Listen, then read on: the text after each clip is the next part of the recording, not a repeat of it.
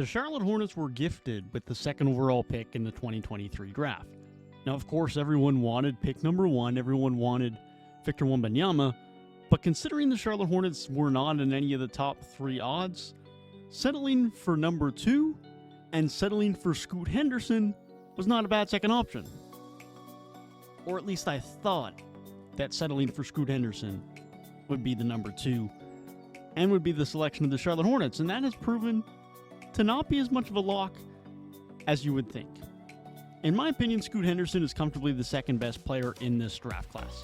Brandon Miller has been brought up in the conversation by the media. It's been discussed since the midway point of the season, and it's being discussed still up to this day. The Thompson brothers have flirted with moving up in the draft board at times, but objectively, it's been Scoot from the preseason to midseason to now who's been the second best prospect in this class. Brandon Miller's had his argument, but objectively, Scoot is the better prospect. Scoot would be a number 1 overall pick in most draft classes, and he's widely regarded by many as the best guard prospect since Markelle Fultz, if not better than him, and one of the best guard prospects that we've seen in the last decade.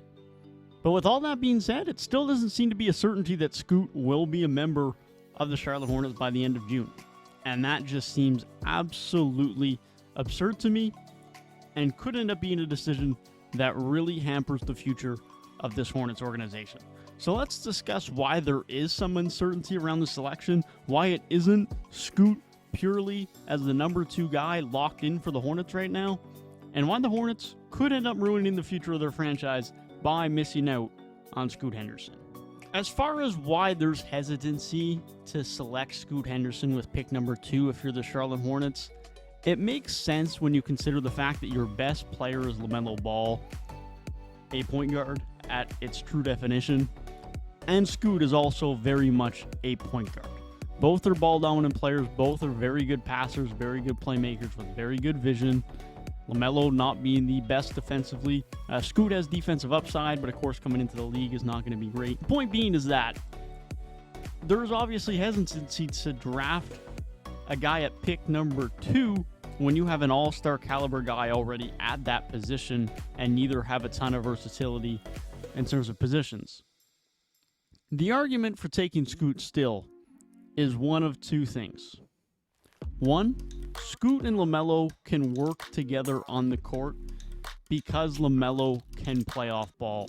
Lamelo is going to be better off ball than Scoot. He's a much better 3-point shooter. He's a much better catch-and-shoot 3-point shooter. So Lamelo off ball works. And Scoot on ball is going to be more than fine because he has the playmaking chops to do so. And that doesn't mean that Lamelo still can't get his touches on ball. The other point is that even though Lamelo and Scoot are true point guards, Lamelo does have that shooting ability. Lamelo, growing up, played alongside his older brother in Lonzo and was forced to in turn be a 2 guard because Lonzo was running the show. So Lamelo has time and experience, although not at the professional level, being off ball. And it's not like he hasn't played with some level of other guard shot creating in his time in the league. Terry Rozier takes over at times and will run ISO possessions, will create offense. Even Miles Bridges would do it at times, of course, before he then didn't play last season. So LaMelo is not completely unused to playing off the ball. Is it where he's most comfortable? No. But he could do it, and it certainly could be accommodated if a guy as good as Scoot is coming onto your team. The other consideration for drafting Scoot, even though you have LaMelo, is that the draft is not where you draft for fit. Fit is dealt with in free agency, and it is addressed in trades. You don't sign guys in free agency, or you don't trade for players because it's good value when they have talent. You only trade for guys or sign them in free agency, specifically vets or guys that are impacting winning right now, if they fit your roster, or ideally they fit your roster. You don't make a trade because it's good value, but then they don't fit your team.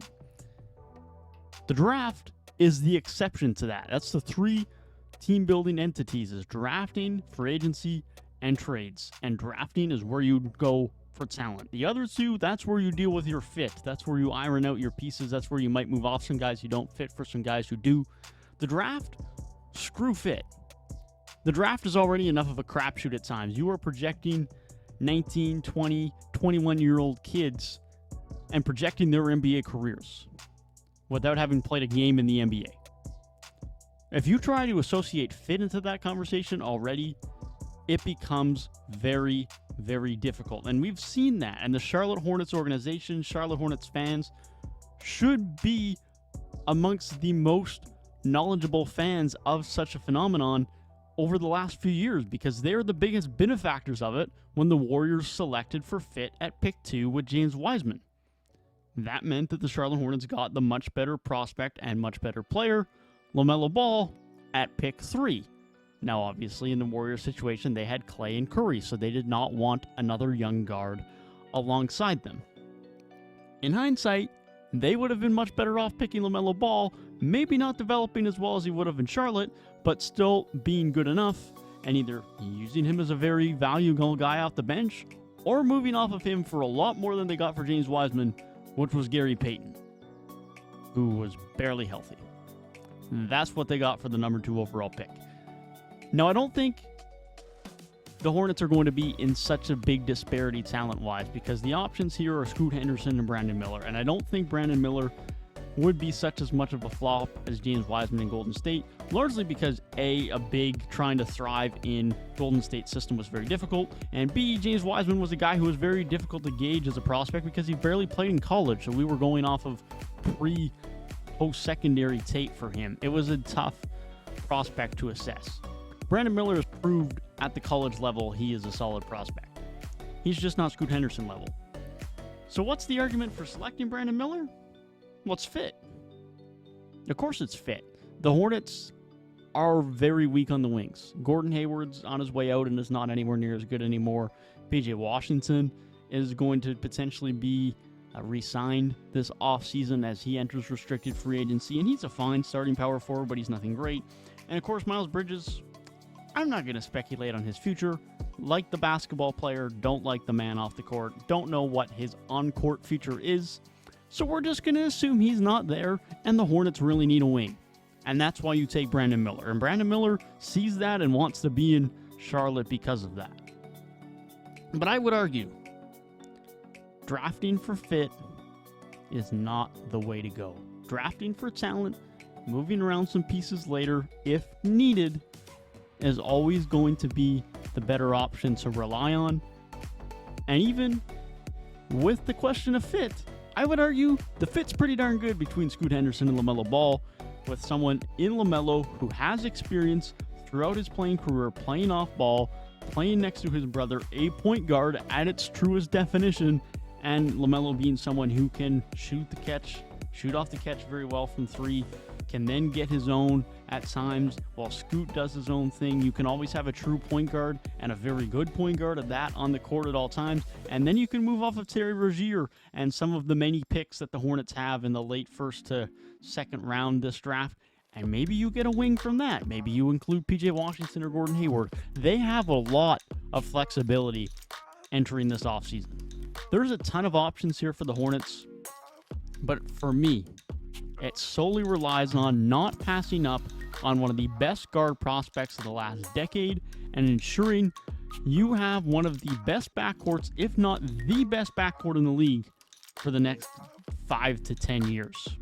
Brandon Miller is going to be fine, but Scoot Henderson is not Brandon Miller. There is a difference in these guys. There's a reason why Scoot has been the number 2 guy for most people for the majority of the year, and there's a reason why Scoot was the guy being compared with Victor early on in the season. There's a reason why he's been number 2 throughout the entire season.